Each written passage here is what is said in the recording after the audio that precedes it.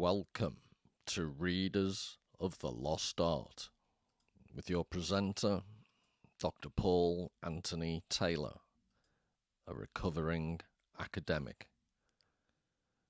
And the title of today's talk is Lady Macbeth, Mad or Bad?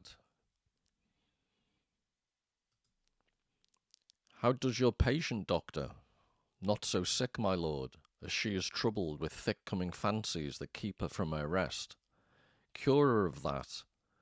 Canst thou not minister to a mind diseased, pluck from memory a rooted sorrow, raise out the written troubles of the brain, and with some sweet oblivious antidote cleanse the stuffed bosom of that perilous stuff which weighs upon the heart? Therein the patient must minister to himself. Macbeth, Act 5, Scene 3. Hi everybody, and as you can see, I love this. Let me know in the comments, but I love this thumbnail. I don't know why. I don't think it's particularly glorious quality, but there's something about it appeals to me. But the motivation for this talk came from a combination of wanting to look at the work of a guy called Thomas Szasz and trying to find a good way in that wouldn't alienate people. But also in the comment section, there's a guy called Jack I had a brief correspondence with, and he was talking about the idea that it's people who withdraw from society. I think he was talking about the hikikomori video I did about Japanese recluses, and he made the point it's not a disease of withdrawing, it's much more that society is diseased and people are withdrawing from, in a certain sense, rational choice. And that intrigued me, and I thought more about it. And then in Thomas Szasz's work, in Macbeth, he uses the play Macbeth, and specifically Lady Macbeth, to make a point about how in modern society we're increasingly less capable of making a judgment about evil or taking responsibility for the consequences of our actions. And this is borne out, as we'll see, in what I'm about to show you. There's a growing tendency to interpret Lady Macbeth as, you'll see quotes later on, but as something like a weird feminist icon. She's intriguing. She's someone we should admire. I'm not making this up. This is part of the argument. As opposed to, I couldn't think of a better example in the whole of Shakespeare as to someone, a character, who has actively decided to pursue an evil course. And from a complete mental breakdown due to guilt, a guilty conscience, as a direct consequence of the horrible things she was responsible for.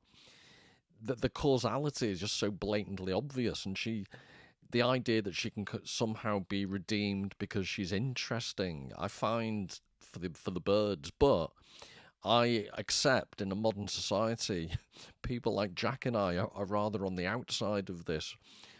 And this is what Thomas Szasz, this psychiatrist he was quite famous in the 60s and 70s in America.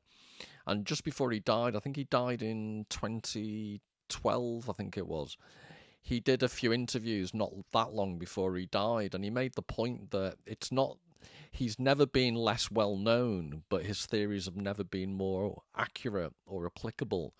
Whereas when he was a bit famous, in the 60s and 70s, he was a bit of a minor academic celebrity, but it wasn't quite as apparent, because as time's gone by, I think his work's actually been borne out. So I'm going to end with a close reading of the relevant sections of Macbeth. But before we get there, I'm going to talk about Thomas Szasz, but also I'm going to use the example from The Sopranos of Carmela Soprano, and one of my favourite bits in the whole of TV history, where she has a consultation with an old Jewish psychiatrist who is absolutely brilliant. And I see the psychiatrist as an embodiment of Thomas Szasz, and in turn an embodiment of a certain way of thinking about society today that is completely out of fashion, but which I'd proudly admit I am completely subscribed to the Thomas Szasz point of view and the old character of the psychiatrist in The Sopranos. So, like I say, I don't mean to wind anyone up, but it's not a popular opinion. And judging by what's said on Reddit, and various interpretations of both Lady Macbeth and The Sopranos. There really is. I do seem to be just so out of touch with dominant social interpretations, but we'll see.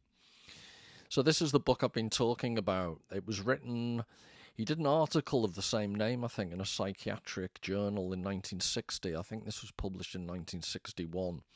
And I draw your attention to the subtitle, Foundations of a Theory of Personal Conduct, because on the back of his ideas about psychiatry, he also built, he was an interesting, in terms of politics, he had an interesting perspective. He think he defined himself as a libertarian conservative.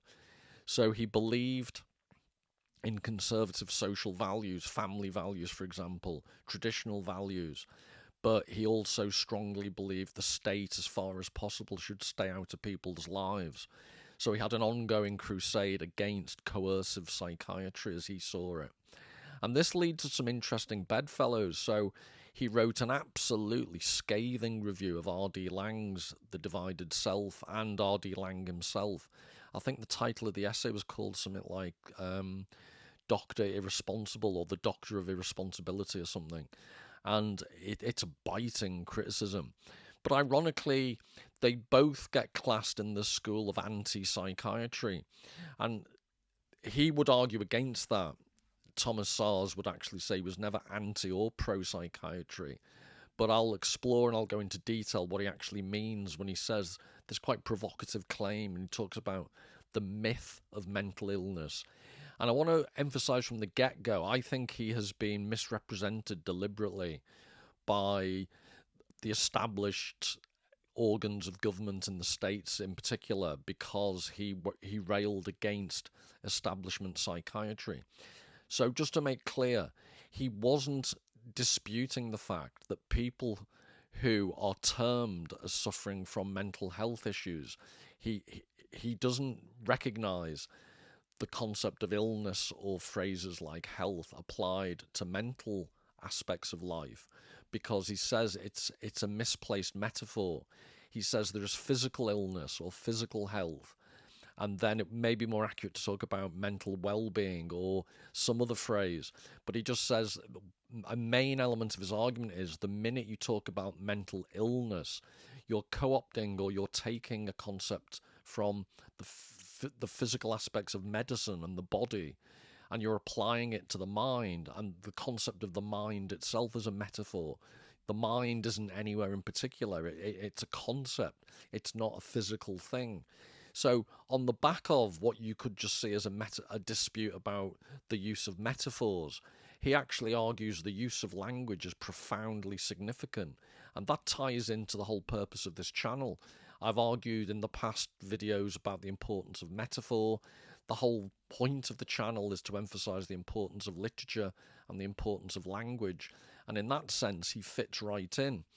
But like I said, the thing about interesting bedfellows, he also, although he critiqued R.D. Laing as a person, I see similarities. They were both against, at least in their writing, the coercive aspects of medication and psychiatry as it's applied to schizophrenia, for example.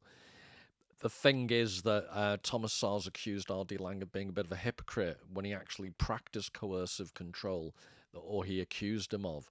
So, but at least in terms of writing, and this is one of the things, it's a perennial issue, just because someone writes a beautiful book, so R.D. Laing's The Divided Self, which I'll be looking at in future, it's a beautiful read, but arguably it's not necessarily a good manifesto for the practical approach to either mental well-being, or he can be charged of hypocrisy because what he wrote wasn't how he lived his life.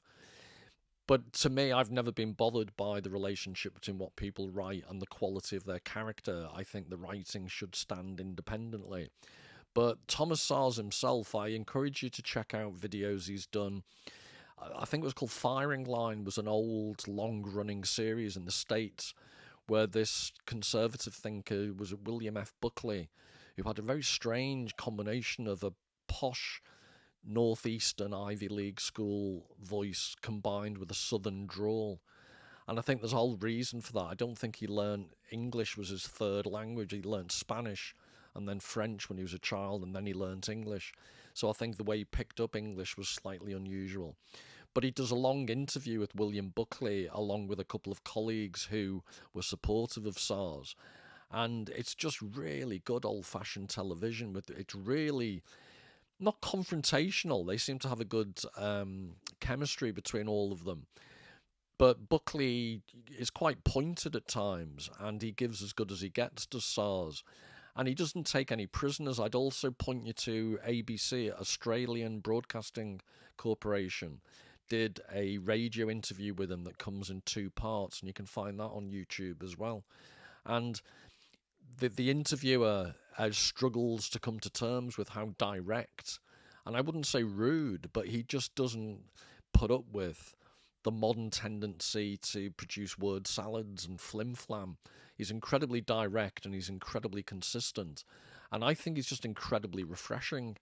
And his relevance today, a couple of days ago, I was just reading the UK press, and it was an item about there are now 4 million people in the UK who should be in the workforce who are receiving, I think they're called personal independence payments, PIPs they're called, because you have to have an acronym for everything. But so there's 4 million, and I think they were saying about a third of those people are suffering from mental conditions such as generalized anxiety. So they're receiving government payments and they're not in the workforce.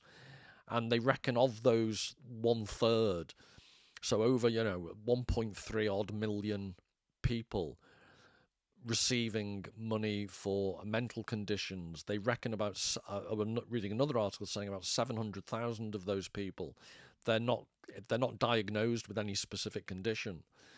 So it's not even followed through particularly clearly. So whatever you think the rights and wrongs, that's a large number of people all being classed in a very vague way. And this is pointing to the relevance of Thomas Szasz's work, because this notion of the myth of mental illness, which I'll get into specifically the language issues, the practicality of it is he just says we live in an incredibly over-medicalised society. And he's saying not that people don't suffer, and I think this is how he gets misrepresented. He's not callous. He may come across that way, but I don't think he is. He's not saying people don't suffer. He's not saying human suffering isn't an important thing. He's just saying that you don't benefit if you misclassify it as a medical issue. And this is where Lady Macbeth comes in and the whole Macbeth play. Because in that play, there is a physician is called to see Lady Macbeth. And the physician basically says there's nothing I can do for her because this isn't the work of a doctor. She basically needs to see a divine, I think the phrase is, which refers to a priest in Elizabethan language. So he's saying this isn't for a physician to take responsibility for. And it's in one of the later editions, because there's quite a few editions of this book, and the very last preface he does for a 50th anniversary, so it must have been 2011, edition of the book, he actually quotes Macbeth and this interaction with the physician to make the point that nowadays no physician would make the judgment call that Shakespeare's physician did, because we live in such an over-medicalised society that the idea has become everything is the realm of medicine, even mental illness. Sorry, I don't know why the camera keeps moving around. I'm trying to stay still. So the other aspect, just very quickly, is in the UK that there's a proposal to change the law regarding how people are charged with murder. We only have 2 types of murder. In America, I think you have first and second degree. We just have murder and another category called manslaughter, which is more to do with negligence, or quite demonstrably you were never intending to kill, but through how you went about your actions, someone died. I'm sorry if that's a clumsy definition. But in America, I think legally there's more emphasis placed upon intent. And part of Szasz's argument is doctors claim knowledge about people's intent. that they couldn't possibly have. So diminished responsibility, I think in America it might be called by reason of insanity, is a legal defense that he completely takes issue with, partly because he says it removes personal responsibility from people. And this again goes to the whole Lady Macbeth. Is she responsible for her actions? Because by the end of the play, she's exhibiting signs of hallucinatory, dissociative behaviour. And Szasz's quite hard-nosed reproach would be, well, you brought it on yourself, pay the consequences. Whereas in our society, figures like Lady Macbeth, we go out of our way to find diminished responsibility-like excuses for them. And I think this is the dividing point. Whether you go along with Szasz's and you emphasise responsibility, or whether you're more akin to the general social climate, where everything has ultimately a diagnosis and a medicalised cause. And just to repeat, I think I'm on Szasz's side. I think we've gone far too far down the medicalised route. And again, to re-emphasise, when he says there is human suffering, he's not saying don't deal with it, but he's saying for centuries and millennia, human suffering's never gone away, and there have been ways of dealing with it. Priests, rabbis, imams, whatever, on a religious side, friends, family, there are support networks. There are other ways that don't necessarily have to be the medicalised modern way. So when he's critiquing psychiatry, he's not suggesting people who are suffering are just left, but he is critiquing the really interventionist method of dealing with people with mental conditions that we adopt today. So this is Thomas Szasz, and like I say, I really do encourage you to have a look at some of his videos. I find them very entertaining, and more than entertaining, he just has a very consistent logic that I find really appealing. And this is, I'm going to compare him to later on. This is Dr. Krakauer, he's a psychiatrist who Carmela Soprano goes to see. And I see him as having very similar traits to Thomas Szasz, because he absolutely takes no prisoners. And it creates my favourite bit of television, potentially ever. It's a very short segment. Please do check it out on YouTube. I think it's called, I'll say this later on, but it's called Second Opinion. And I think it's season 3, episode 7 of The Sopranos. But there's an excerpt on YouTube of just this interaction between the two of them. So this is Thomas Szasz. The claim that mental illnesses are diagnosable disorders of the brain is not based on scientific research. It is a lie. So I love about him. He doesn't mess around. Just gets straight to the point. An error or a naive revival of the somatic premise, in other words, somatic to do with the body, the somatic premise of the long discredited humoral theory of disease. My claim that mental illnesses are illnesses is also... my claim that mental illnesses are not illnesses is also not based on scientific research. It rests on the materialist scientific definition of illness as a pathological alteration of cells, tissues, and organs. If we accept this scientific definition of disease, then it follows that mental illness is a metaphor, and that asserting that view is asserting an analytic truth, not subject to empirical falsification. So I think there's a typo in there, so I apologise. I think it should say, my claim that mental illnesses are not illnesses. I've emboldened that bit. It rests on the materialist scientific definition of illness as a pathological alteration of cells, tissues, and organs. So why this may seem slightly esoteric, but this is the crux of his argument. He's saying we use the phrase mental illness to describe something that in its most basic definition is materialist. And we'll come to this when we look at Lady Macbeth, because she adopts a materialist attitude. And ironically, she's a materialist, but she suffers the mental consequences of trying to adopt a materialist approach to a mental issue. So she's, in Shakespeare's work, she is a forewarning of this mistake. So all he's saying is, Thomas Szasz, I want to say all, because he sticks to it with such rigidity and consistency, it's quite impressive. But what he's saying is illness is a medical, observable, measurable, scientific issue. So-called mental illness is not, because it can't be observed, it can't be measured in the same way.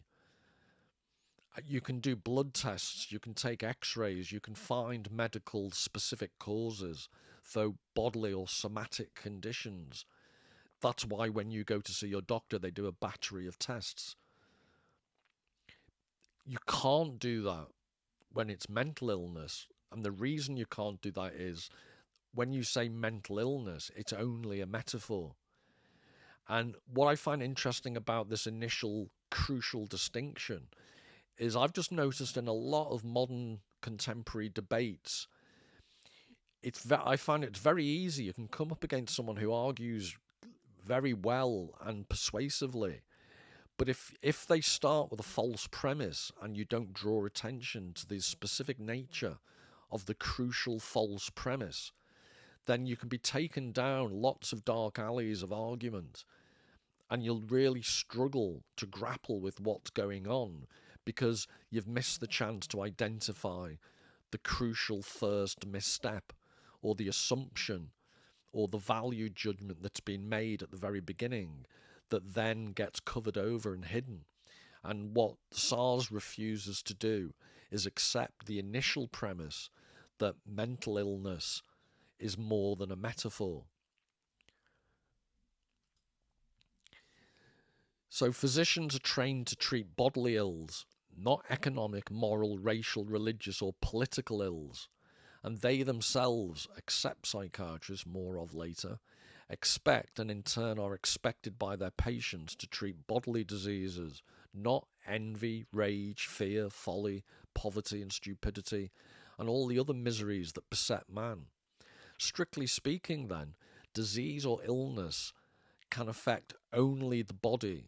Hence, there can be no such thing as mental illness. The term mental illness is a metaphor. So again, this constant emphasis upon the role of metaphor. And he argues people take the metaphor of mental illness literally. And that is an overused word in our culture. People say literally all the time, when all they mean is not figuratively.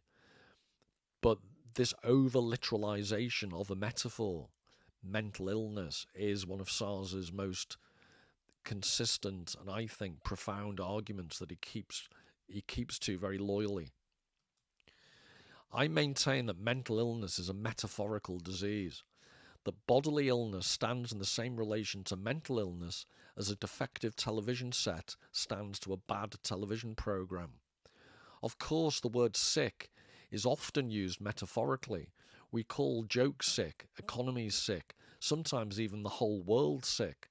But only when we call mind sick do we systematically mistake and strategically misinterpret metaphor for fact and send for the doctor to cure the illness. It is as if a television viewer were to send for a television repairman because he dislikes the program he sees on the screen. Which I think, I just love the fact he does brutal analogies and metaphors himself. Again, he just doesn't take any prisoners. And some people I can totally understand may not like that. But if more people were like Thomas Szasz in their argumentation, I think there would be much less confusion in the world, and at least you'd know why you were disagreeing with the other side. Whereas often it's very difficult for the two sides in any argument to find common ground, because this issue about what are their initial starting premises and are they being acknowledged when they are deliberately disguised. So this idea that when you strategically misinterpret metaphor for fact, I think this notion of strategic misinterpretation is a crucial one. the systematically mistake. Do we systematically mistake and strategically misinterpret metaphor for fact? So the words systematically and strategically, I think, are very important. And this is politicians do this type of thing all the time. That's to be expected. That's what politicians do. But part of Szasz's argument is when the whole medical profession of psychiatry also does this in cahoots with the politicians, you get a very powerful consensus that can't be questioned easily. And he spent his whole career questioning it. So to link this to The Sopranos, we'll see later on, but this is from the pilot episode. And I think, it's one of my favourite quotes. The very first episode, the pilot episode, this is what Tony Soprano says. What happened to Gary? And he's in therapy. He's been sent by his wife, I think.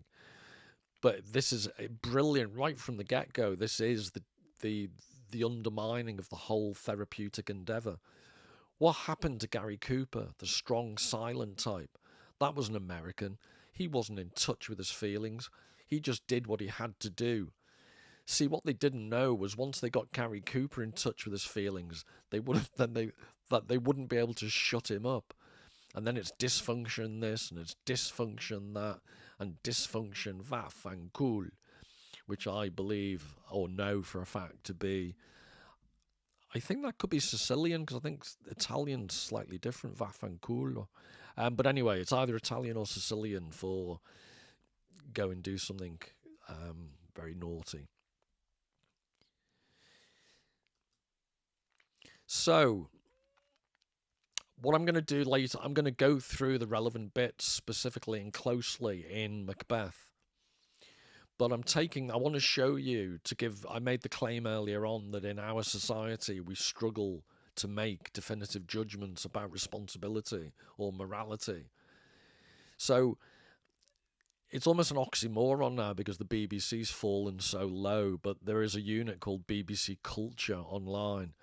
And this was a journalist, Hannah Flint, and she's reviewing the film by Joel Cohen, The Tragedy of Macbeth. So that the tagline, the heading is "Why Lady Macbeth is Literature's Most Misunderstood Villain."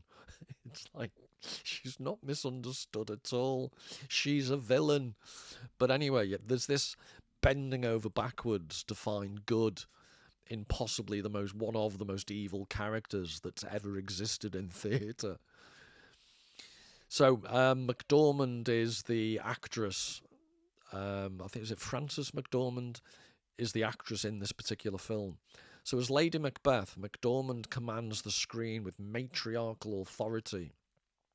There's nothing hysterical or overtly evil about her performance.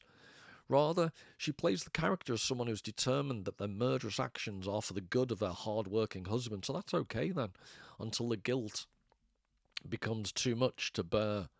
So it's basically the husband's fault, the patriarchy, this phallocentric world that's against Lady Macbeth. And this is, yes, it's Frances McDormand. This is a still from the film. So again, our Hannah's not finished. Contemporary feminist readings and criticism have similarly reappraised Lady Macbeth as a far more sympathetic figure than the one that has been traditionally depicted.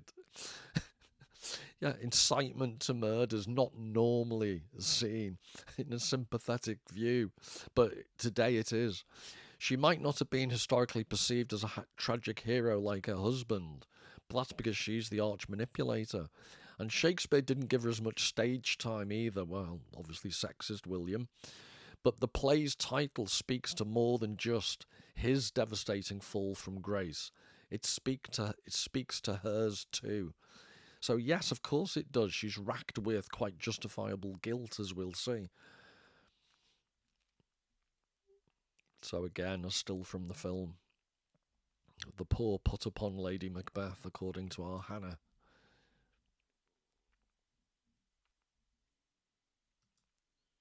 So this is a quote in the article from Erica Wyman. So Hannah's writing the article, and then the quote that you see at the end is from this woman, Erica Wyman, the deputy artistic director of the Royal Shakespeare Company. So MacDormand joins a welcome list of women bringing enough depth and layers to this formidable character to combat 400 years of gross misunderstandings that say more about those interpreters than the multifaceted literary figure Shakespeare created. Lady Macbeth is a timeless, tragic heroine who should be cherished, not scorned. Yes, we should cherish our murderers. It's unhelpful to portray her as wicked. Yeah, it's unhelpful to be murdered in your bed as well. Or to suggest that because she hasn't got a child, she's in some ways hollow and barren and inevitably evil. Well, it would be very sad if she was sad she didn't have a child, but I don't think it justifies killing one of your house guests. Says Wyman, she's not a villain, she's complex. She's curious. We should admire her. Yes, the last thing we should do is condemn a cold-blooded killer. I'm getting myself wound up. So, to put this in the context of, I think Carmela Soprano is another latter-day Lady Macbeth figure to some extent. Obviously, it's not a perfect correspondence. But this is, like I said, Series 3, Episode 7 of The Sopranos, called Second Opinion. And Carmela Soprano goes to see this Dr. Krakow, I think it is. And I think it's what they call in media res, in the middle of things. You join the conversation, the scene shifts, and they're already in the middle of the consultation. So I'm just going to closely read. I'm giving you the actual transcript. I do encourage you to check it out on YouTube to get the full, the acting impact of it all. So this is the first, like I said, in media res, we come right into the middle of it. Carmela is saying everybody's marriage has problems, and then the response from the doctor, and then it goes alternately. Is he seeing another woman? You can make that plural. Yes, he sees other women. I sort of look the other way. I want to help him. Do you? Moments ago, you used the word divorce. I said I was considering divorce. I may be overstepping my boundaries here, but you are Jewish, aren't you? Is that relevant? Well, us Catholics, we place a great deal of store in the sanctity of the family, and I'm not sure that your people have been married for 31 years. So I love the subtlety of the dialogue. I've emboldened the phrase that I sort of look the other way. I want to help him. This is why I see Carmela Soprano as an embodiment of lots of modern social values. It's a non sequitur. I sort of look the other way. I want to help him. Well, it's a funny way of helping someone by indulging their bad behaviour by looking the other way. But that's the modern interpretation. And what this psychiatrist does all the way through is completely undercut this type of self-serving, disingenuous defence of your actions. Because I'm got nothing better to do with my time, I checked out a load of Reddit discussions, and I was actually shocked. I shouldn't be, but I was shocked at the number of people who criticised the doctor, the psychiatrist, and defended Carmela. And this is part of my point, that sometimes it's, as Jack said in the comment section, society is sick, and if you point that out, it's like the little boy pointing out the emperor's got no clothes. You become the marginalised figure. And this bit, what you see in the actual video, when he says, I've been married for 31 years, she's trying to imply, in this passive-aggressive Carmela Soprano patented way, that because she's a Catholic, she has a privileged view on family life. So there she is with a mafioso and a dysfunctional family. And this guy that she's trying to imply, because he's Jewish, he doesn't understand marriage. He just acerbically says, I've been married for 31 years. But what's interesting is, you'll see in the next section, that she's so manipulative, Carmela Soprano. She doesn't bat an eyelid. He's just basically knocked her back linguistically or rhetorically. And she says, whoa, well, immediately she just flips into, well, then you know how difficult it can be.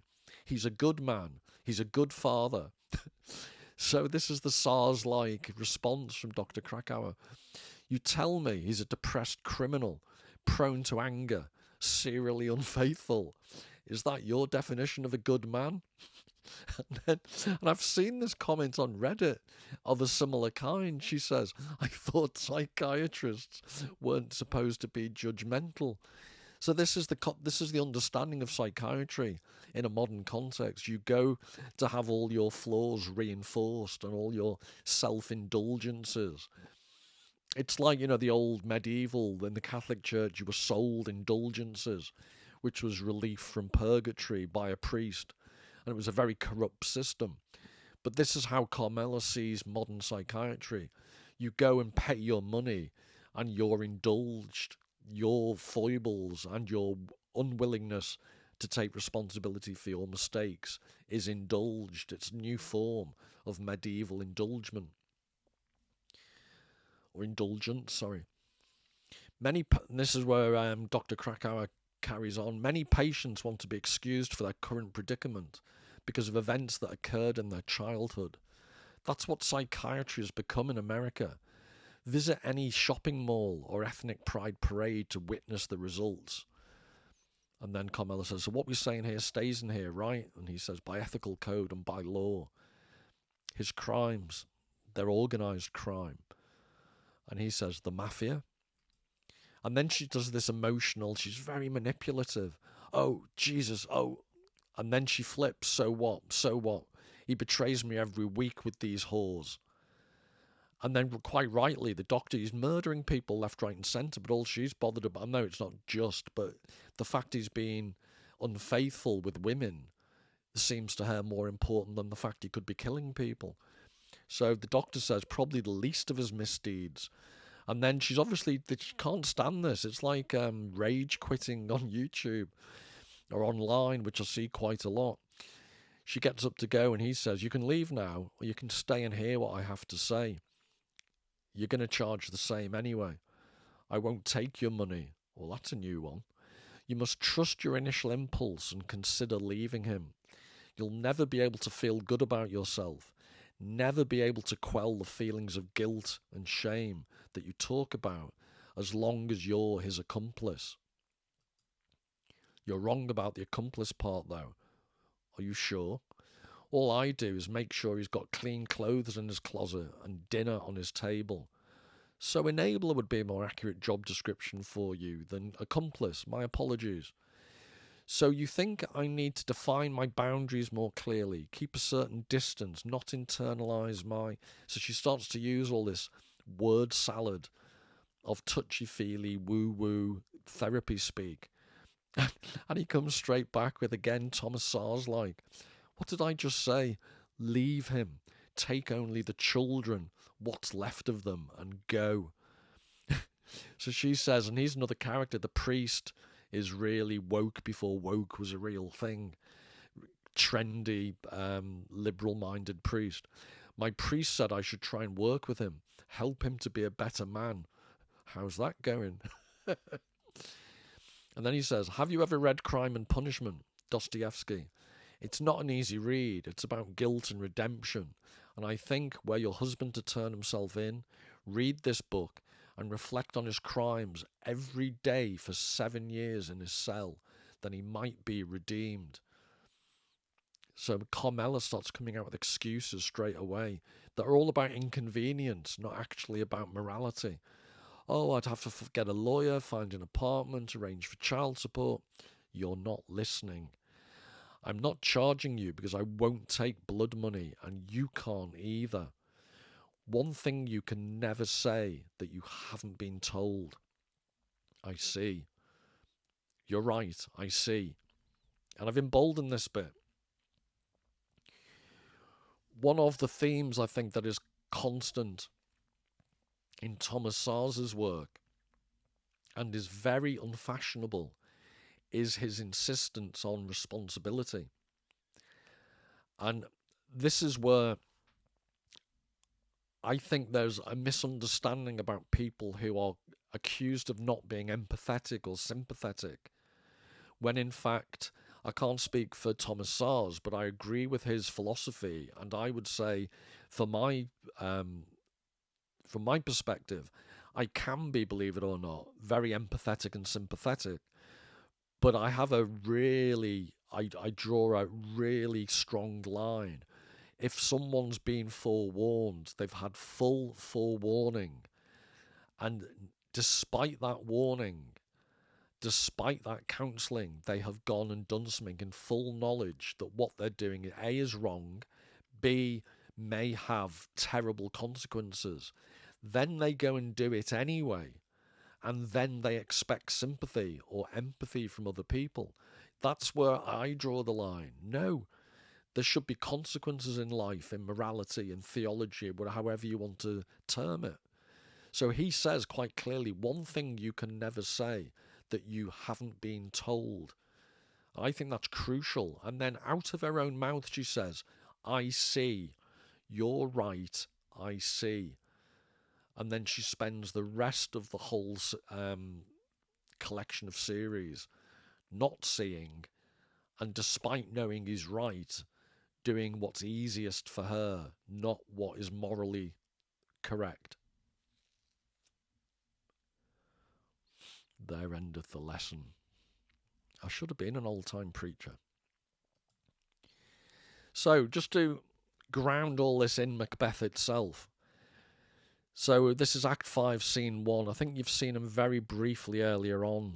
Was it Act 3, maybe? Apologies, I can't remember. But the doctor appeared briefly, the physician. But this is his main appearance in Act 5, Scene 1, and then I think Act 5, Scene 3. So, enter a doctor of physic and a waiting gentlewoman, in other words, the servant of Lady Macbeth, her waiting lady. So the doctor, I have 2 nights' watch with you, but can perceive no truth in your report. When was it she last walked? Since his majesty went into the field, I have seen her rise from her bed, throw her nightgown upon her, unlock her closet, take forth the paper, fold it, write upon it, read it, afterwards seal it, and again return to bed, yet all this while in a most fast sleep.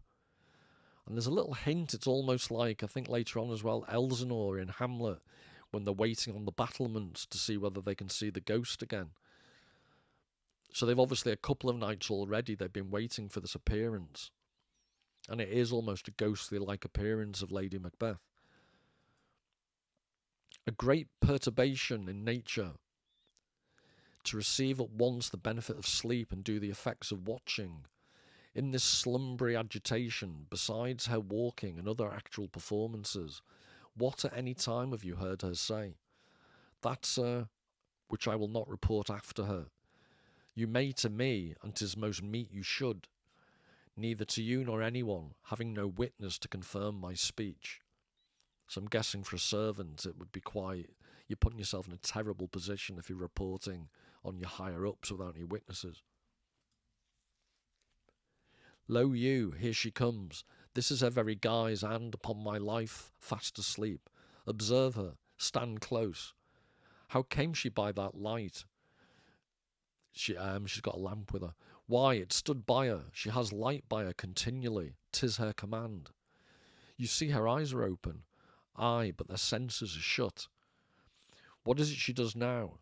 Look how she rubs her hands. It is an accustomed action with her to seem thus washing her hands. I have known her continue in this a quarter of an hour. So she's got this obsessive compulsive reaction. The guilt of the terrible thing she's done has basically overtaken her mind. So her sense, the servant says, is as good as a clinical diagnosis giver. Can't say diagnostician. The servant is able to see what the issue is. And there's almost like a reversal. The doctor just states the obvious. You see her eyes are open, and it's the gentlewoman giving the diagnosis, but their senses shut. In other words, her mind's closed off.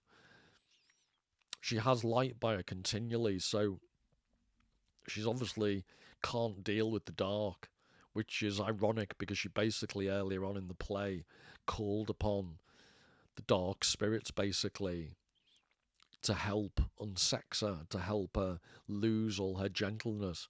But now she can't bear the darkness. Yet here's a spot. Hark, she speaks. I will set down what comes from her to satisfy my remembrance the more strongly.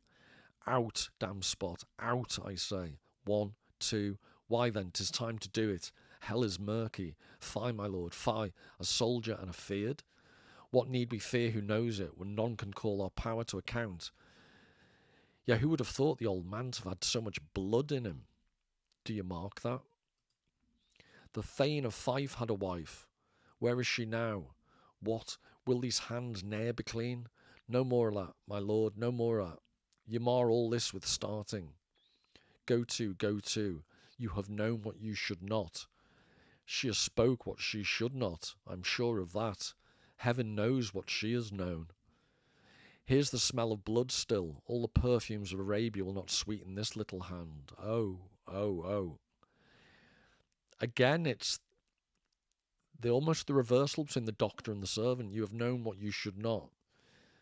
And then she does this quite clever, the servant does this quite clever elliptical play on words. She has spoke what she should not, I'm sure of that. Heaven knows what she has known. So she's, again, I'd argue she's the most insightful. But this, what will these hands ne'er be clean? It's the hallucination of blood-ridden hands. It's the literal manifestation of a metaphor. And this is one of Thomas Szasz's arguments, the relationship between metaphors and language and reality. That's ultimately for him what so-called mental illness is all about. When there's a disjuncture or language and reality fall too far out of kilter, and yet we try and medicalise what ultimately is a linguistic, rhetorical relationship to reality issue. What a sigh is there, the heart is sorely charged. I would not have such a heart in my bosom for the dignity of the whole body. Well, well, well. Pray God it be, sir. This disease is beyond my practice, yet I have known those who have walked in their sleep, who have died holily in their beds. Wash your hands, put on your nightgown, look not so pale. I tell you yet again, Banquo's buried. He cannot come out of grave.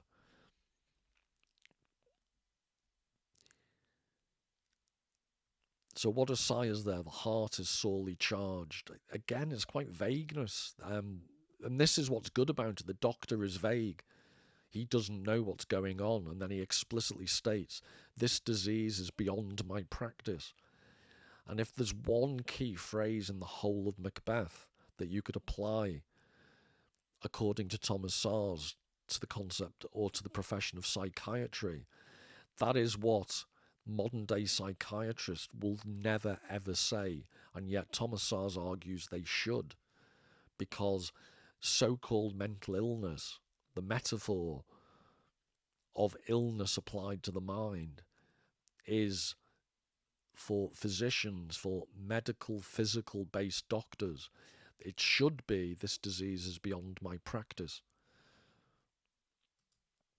Even so, to bed, there's knocking at the gate. Come, come, come, come, give me your hand. What's done cannot be undone. To bed, to bed, to bed. Will she go now to bed?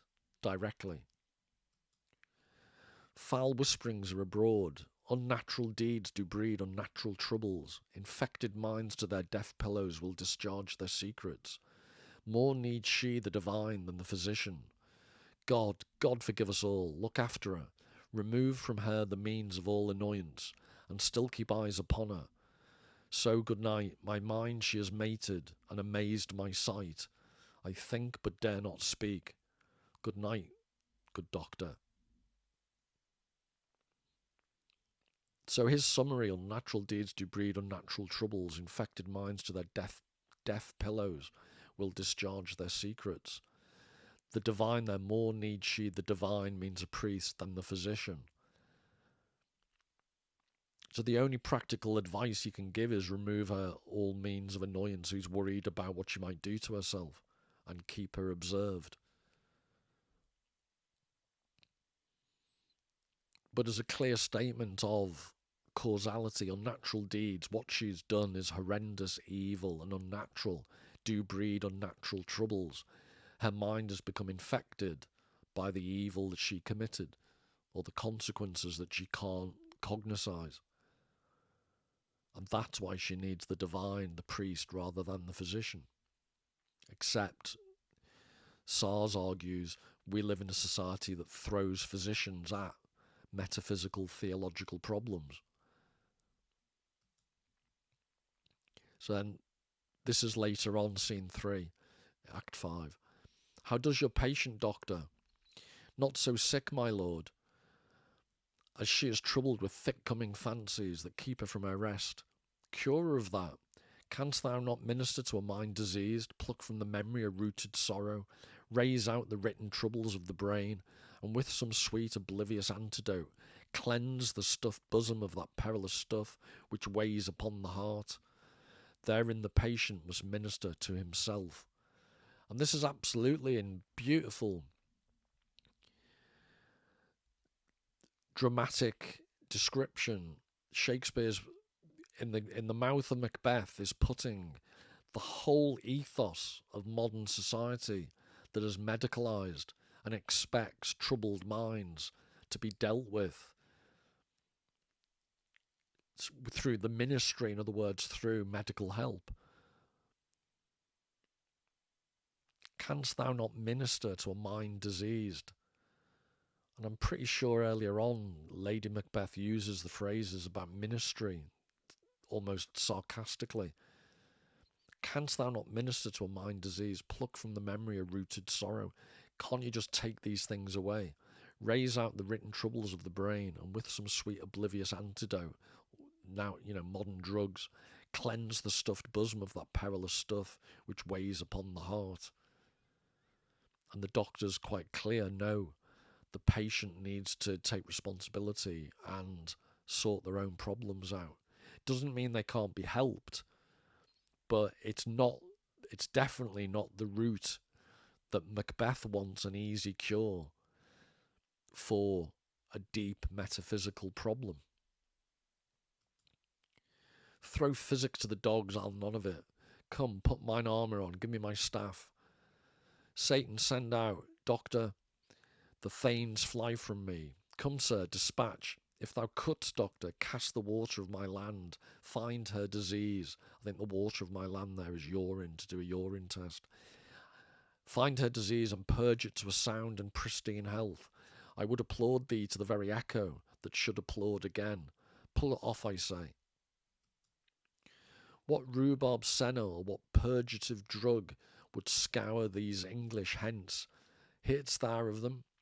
Ay, my good lord, your royal preparation makes us hear something. Bring it after me. I will not be afraid of death and bane till Burnham Forest comes to Dunsinane. Were I from Dunsinane away and clear, profit again should hardly draw me here. So all the doctor wants to do is get the hell out of Dodge. All the money in the world's not going to recompense him. Whereas Macbeth is falsely reassured because he thinks unless Burnham Forest moves physically, which he's deceived into thinking, then he's safe because the weird sisters, the witches at the beginning, told him this.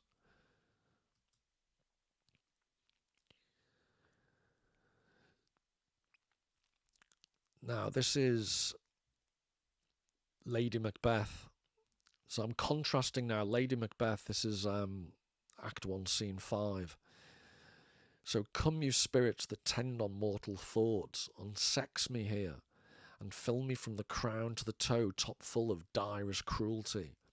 Make thick my blood, stop up the access and passage to remorse, that no compunctious visitings of nature shake my fell purpose, nor keep peace between the effect and it. Come to my woman's breasts and take my milk for gall, you murdering ministers. There's the ministers thing. Wherever in your sightless substances you wait on nature's mischief. Come, thick night, and pull thee in the dunnest smoke of hell, that my keen knife see not the wound it makes, nor heaven peep through the blanket of the dark to cry, hold, hold. And it's obviously quite affecting dramatic language. And when she says, take my milk for gall, I think the very first encounter we have with Lady Macbeth, she says of her husband, Macbeth himself, yet do I fear thy nature, it's too full of the milk of human kindness. So this nourishing substance that you give a child, she's proactively, the whole essence of this section, she's calling upon, and it's I think I'll describe in a second as almost like an hydraulic system, because she's talking about as if the conscience is a mechanical thing. She's thinking if you can clog it up with this thick blood, and I think in medieval times they thought, or Elizabethan times, it was the blood was thickened during melancholy. If you're going through a stage of melancholia, the idea was your blood would be thick. So make thick my blood, stop up the access and passage to remorse. She doesn't want to feel remorse. So, and the thing that could make a woman a mother, take my milk for gall. And it's basically an invocation to become evil and to lose all conscience. It's all about the thickness, the substance, the sightless substances, the blanket of the dark. She doesn't want, so ironically, she wants the blanket of the dark because she doesn't want heaven to peep through. But as we've seen later on, she needs the light. She can't tolerate the dark. But if you could just remember the section and then these academics trying to, or literary commentators trying to represent Lady Macbeth as a misunderstood, admirable creature. What, do they not read this bit? Do they just one ear out the other? Do they strategically and systematically, to use the words of Thomas Szasz, choose to ignore it?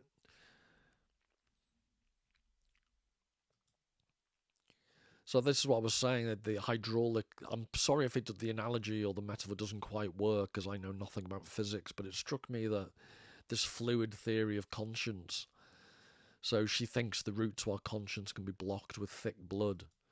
And there's something in King John, so King John suggests with courtier Hubert, he wants young Arthur murdered, and this is the phrase, or if that surly spirit melancholy had baked thy blood and made it heavy, thick, which else runs tickling up and down the veins, I would into thy bosom pour my thoughts. So again, it's this thickening during melancholy of things that can make the conscience not have access to you.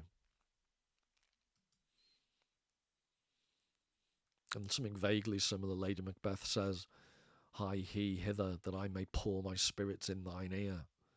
Which again is slightly reminiscent of Claudius in Hamlet, killing Hamlet's father. He pours the poison in his ear. And then Macbeth bend up each corporal agent to this terrible feat. So it's the irony I just want to finish up on is this idea that both Macbeth, as you've seen in that last quote, but even more so Lady Macbeth, this idea that they rely upon bodily functions or a sense of their own somatic self-control to block out the airy-fairy, more abstract conscience. So they've taken a medicalized almost approach to this. They can kill without compunction if they take a materialistic approach, a medical approach. And the irony is they can't, because they begin to hallucinate after they've committed the crime, because their conscience overrides. So Shakespeare seems to be quite clear that the conscience is not controllable or completely subject to the physical.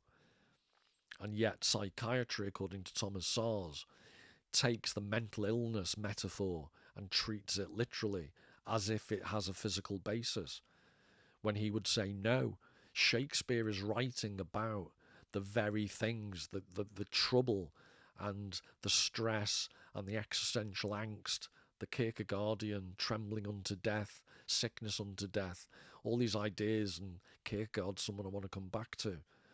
But this idea that no, these are problems of life, the trouble of living, that people like brilliant writers like Shakespeare encapsulate. And he just comes out, Thomas Szasz, and says psychiatrists who think they have any control or genuine insight into this from a medical point of view, they're just charlatans. And this is how he sums it up. Today, the role of the physician as curer of the soul is uncontested. There are no more bad people in the world. There are only mentally ill people. The insanity defense annuls misbehavior, the sin of yielding to temptation and tragedy. Lady Macbeth is human not because she is, like all of us, a fallen being. She is human because she is a mentally ill patient who, like humans, is inherently healthy or good unless mental illness makes her sick or ill-behaved. The current trend of critical opinion is toward an upward re-evaluation of Lady Macbeth, who is said to be rehumanized by her insanity. So I just thought I'd finish with, he was saying this towards the end of his life. I think this is the preface to one of the 50th anniversary of when the book was initially published. And he's looking back basically on his own life and how there is this tendency. And I think I've given you good evidence from earlier on the BBC journalist and the assistant director of the Royal Shakespeare Company. They are indeed re-evaluating Lady Macbeth. She's someone who's interesting and we should admire. And as Szasz is saying here, who is said to be rehumanized by her insanity.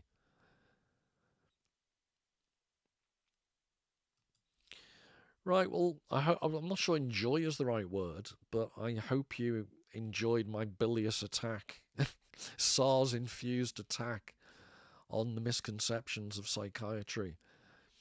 And there'll be plenty more of Szasz to come, you may not be glad to hear. And I'll try and tie it in with some other literary works or TV or whatever comes to mind. So I hope you enjoyed that. Till the next time, all the very best.